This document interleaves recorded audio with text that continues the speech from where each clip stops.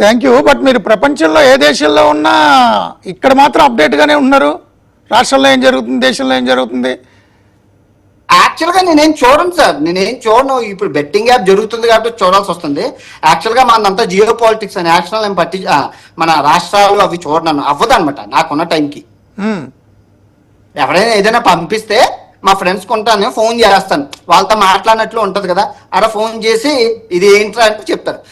Example sir, నేను ఒక video చూస్తూ ఒక ఆంటీ వెళ్తుంది, ఆంటీ వెనకతల 50 టీవీ ఛానళ్ళు, పెద్ద పెద్ద హడావుడి.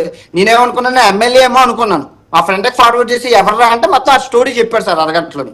కుమారా ఆంటీరా ఇలా ఫేమస్ అయ్యిందిరా కూరలు అమ్ముకొని అని చెప్పాడు. ఆహా అని అలాగా ఫ్రెండ్స్ని అడిగి మాట్లాడుకొని తెలుసుకుంటాను సార్. ఓకే, అంటే మీరు చేసిన ఆ వీడియో కూడా నేను చూశాను. భారతదేశం ఎందుకు ఇలా ఉందంటే ఇంటర్నెట్ ఫ్రీగా వచ్చేసిన తర్వాత సమాజం మొత్తం నెట్లో కూర్చున్నారు, ప్రొడక్టివ్ వర్క్ చేయట్లేదు, కూరలు అమ్ముకునే కుమారి ఆంటీ, పోసులు అమ్ముకునే మోనాలిసా ఇలా చెప్పారు మీరు. వీళ్ళంతా పాపులర్ అయిపోయిన వీడియో నేను చూసా. ఎగ్జాక్ట్గా 100% సార్. మనం కమెంట్లు చేయడానికి, లైక్లు చేయడానికి ఈ ఒక్క ఫోన్ ఇసురు పారేసి కష్టపడి పని చేసుకుని మన ఇల్లు, మన వాకిలి, మన అమ్మ, మన నాన్న, మన కుటుంబం, ఆ తర్వాత దేశం అనుకొని ముందుకెళ్తే బాగుంటుంది. అదే కాకుండా ఫోనుల్లో 24 గంటలు సమయాన్ని వృధా చేసేసి మెయిన్ యువత సార్, మెయిన్ టీనేజర్స్ 24 గంటలు ఇన్స్టాగ్రామ్లోనే, 24 గంటలు ఇన్స్టాగ్రామ్లోనే లైక్, కమెంట్, ఇది అదే పెద్ద జీవితం.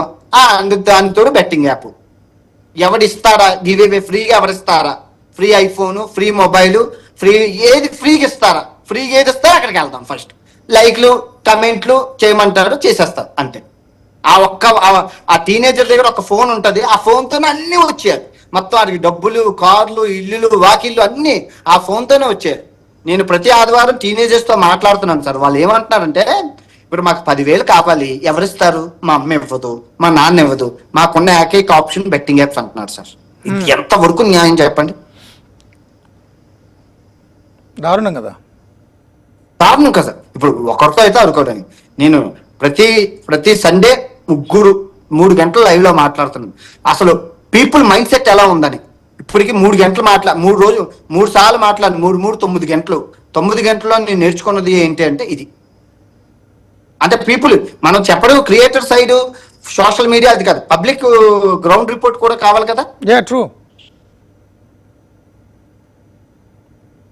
అంటే ఈజీ మనీ కోసం ఇంటర్నెట్ మీద ఆధారపడుతున్నారు పేరెంట్స్ ఇవ్వరు కాబట్టి. అంతే, ఇంకే ఆప్షన్ లేదు. ఒక్క ఫోన్ తోని కార్లు, ఇల్లులు, వాకిళ్ళు, ఐశ్వర్యం మొత్తం అంతా అన్ని వచ్చేయాలి. ఏం పని చేయకూడదు, జస్ట్ ఫోన్ లోనే అన్ని వచ్చేయాలి అంతే.